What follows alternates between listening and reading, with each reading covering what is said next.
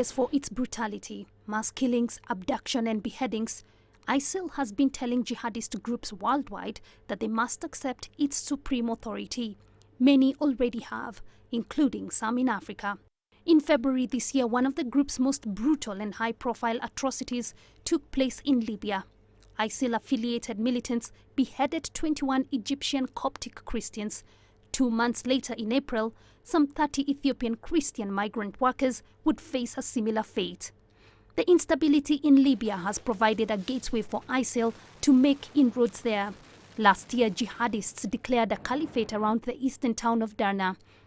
In Egypt, its group there is known as Sinai Province, responsible for a number of attacks in northern Sinai and even the capital Cairo. The group, which has been active on the Sinai Peninsula since the uprising in 2011, pledged its allegiance to ISIL last November.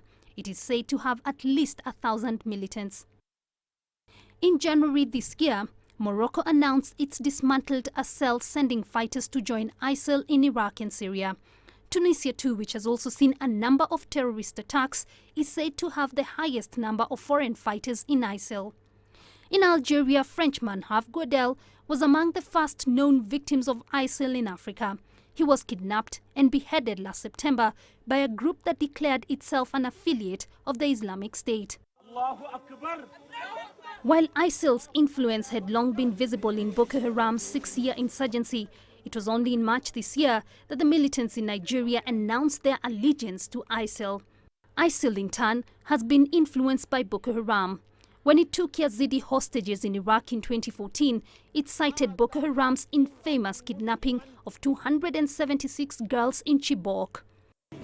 Currently, one of the biggest worries is the number of young people being lured to join ISIL ranks. South Africa and Ghana among the most recent targets of recruitment by ISIL forces. Jane Keo, CCTV.